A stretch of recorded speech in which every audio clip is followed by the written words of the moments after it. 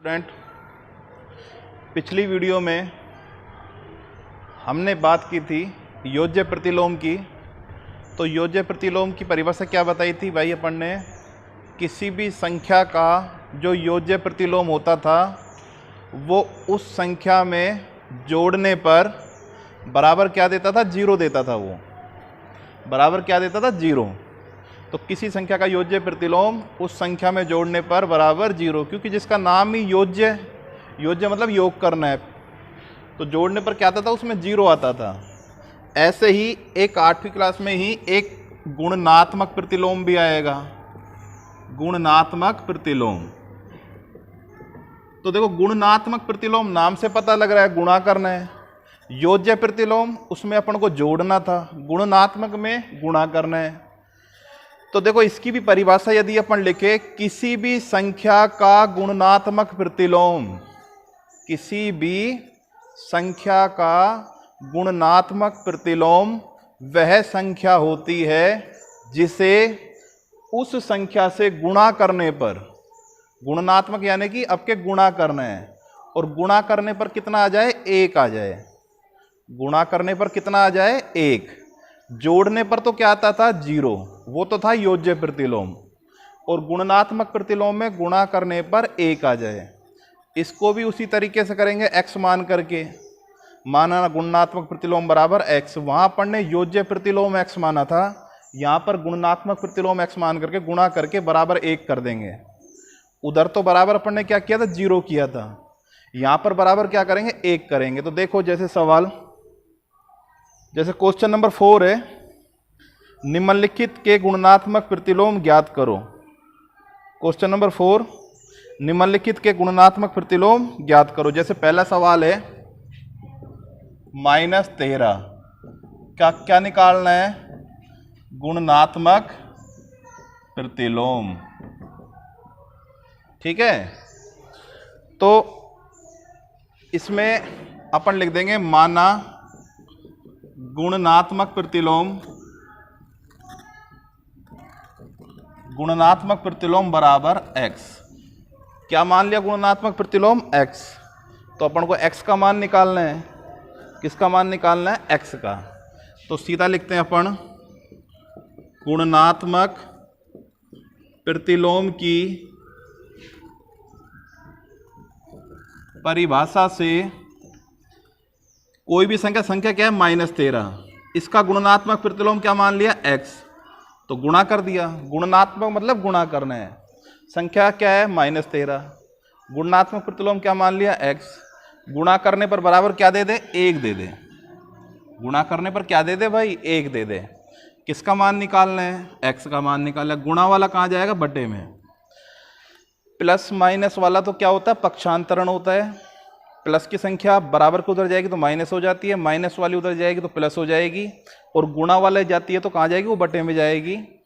तो x बराबर 1/-13।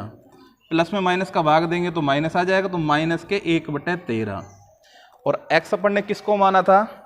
गुणनात्मक प्रतिलोम को। किसको माना था? गुणनात्मक प्रतिलोम को। तो इसका गुणनात्मक प्रतिलोम जो होगा, गुणनात्मक प्रतिलोम, वो कितना हो जाएगा? माइनस के 1/13। अपन ने जो उत्तर निकाला है वो सही है या नहीं, इसकी पहचान करने के लिए जिस संख्या का अपन ने जीपी निकाला गुणनात्मक प्रतिलोम, उसको गुणा करके देख लो, बराबर एक आएगा। तो देखो, किसका निकाला अपन ने? -13 का। तो -13 गुणा -1/13 कर दिया गुणा। देखो, माइनस को माइनस से गुणा करेंगे तो प्लस आ जाएगा, माइनस गुणा माइनस प्लस हो जाएगा, और 13 से गुणा में 13 से 13 कटेगा तो 1 आ जाएगा। तो गुणा करने पर क्या आ रहा है? 1 आ रहा है। तो अपन ने -13 का जो गुणनात्मक प्रतिलोम निकाला है वो कितना आएगा? -1/13। क्लियर? और देखते हैं एक दो सवाल इसके। 1/5 का निकालना है, इसी का तीसरा सवाल है। इसी का तीसरा सवाल 1/5। तो 1/5 का भी क्या निकालना है? गुणनात्मक प्रतिलोम। तो वही माना गुणनात्मक प्रतिलोम बराबर x। गुणनात्मक प्रतिलोम की परिभाषा से किसका निकालना है? 1/5 का निकालना। तो संख्या लिखी 1/5, इसका गुणात्मक प्रतिलोम x, गुणा करने पर क्या दे दे, 1 दे दे।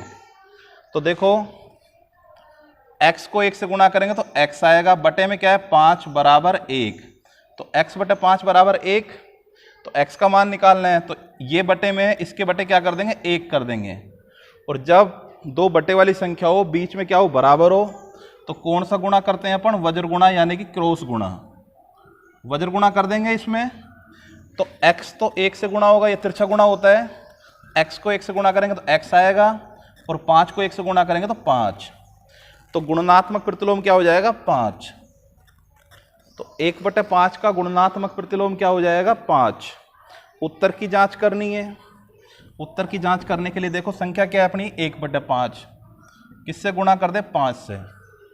1/5 किससे गुणा कर दिया, 5 से। गुणा करने में देखो 5 से 5 कटेगा, एक बार 5 से कम 5, तो 1 आ जाएगा। कितना आ जाएगा, 1। तो अपन ने जो गुणात्मक प्रतिलोम निकाला है वो क्या है, वो सही है। ठीक है, अपन ने जो निकाला है वो सही है या नहीं, इसकी जांच करने के लिए क्या करेंगे, अपन गुणा करके देख लेंगे। गुणा करने पर क्या आएगा, बराबर 1 आएगा। एक सवाल और करते हैं इसका।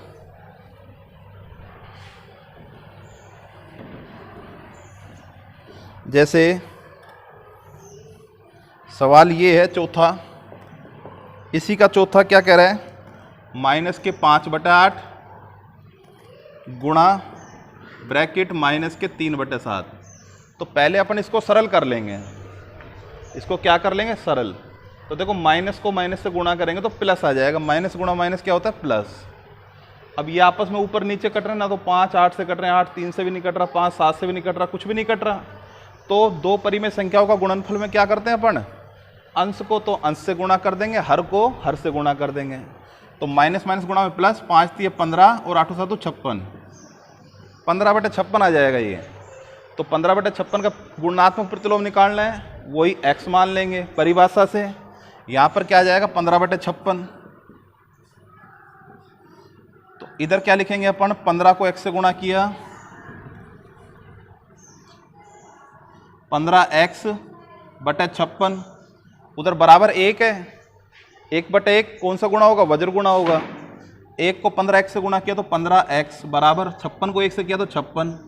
किसकी वैल्यू निकालनी है, x की वैल्यू निकालनी है। x बराबर 56, गुणा वाला कहाँ जाएगा, बटे में 15, और x अपन ने किसको माना, गुणनात्मक प्रतिलोम को। तो गुणनात्मक प्रतिलोम कितना हो जाएगा, 56/15, ये आंसर आ जाएगा। तो जब भी अपन को गुणात्मक प्रतिलोम निकालना हो तो अपन उसको क्या मान लेंगे, x मान करके जिस संख्या का अपन को निकालना है उस संख्या से x को गुणा करके बराबर 1 कर देंगे, और x की वैल्यू ले आएंगे। x की जो वैल्यू होगी वो जो अपन ने माना गुणात्मक प्रतिलोम वो होगी। तो ये क्वेश्चन नंबर 4 हो गया। क्वेश्चन नंबर जो 5 है उसमें गुणधर्म, जिस गुणधर्म का अपन ने प्रयोग किया उसके बारे में बताना है। तो गुणधर्म होते हैं, जैसे 5वां सवाल है,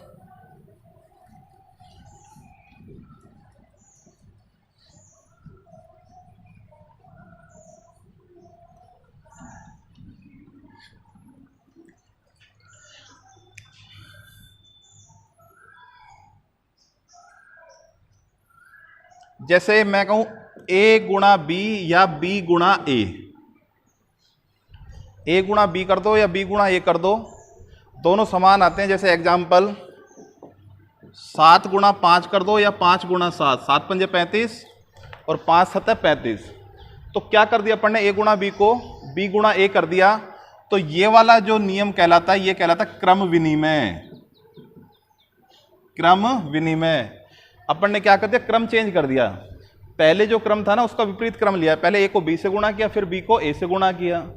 तो ऐसा कहीं भी कोई सवाल दिखे और गुणधर्म पूछे कौन सा गुणधर्म है, तो इस गुणधर्म को अपन कहेंगे क्रम विनिमय गुणधर्म। क्वेश्चन नंबर 5वां जो है उसमें जो सेकंड वाला सवाल है, सेकंड वाला सवाल है वो क्रम विनिमय का ही है। तो उसमें गुणधर्म क्या लिख देंगे, क्रम विनिमय।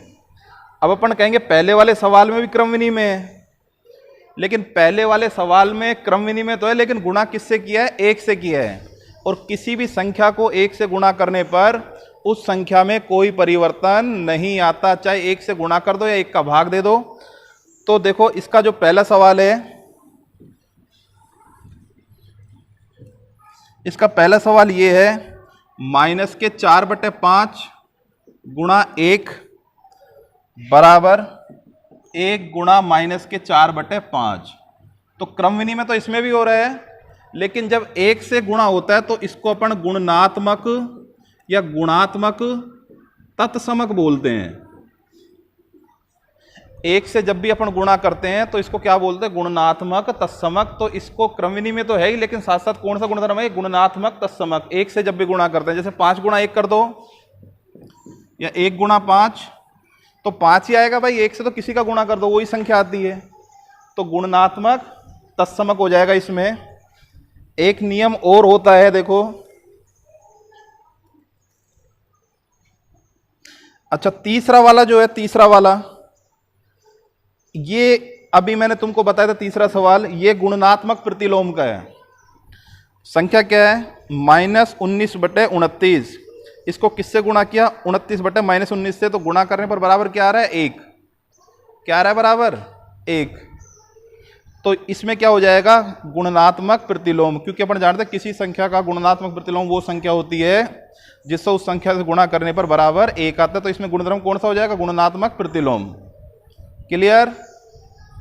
आगे फिर अगली वीडियो में चर्चा करेंगे इसकी। ओके।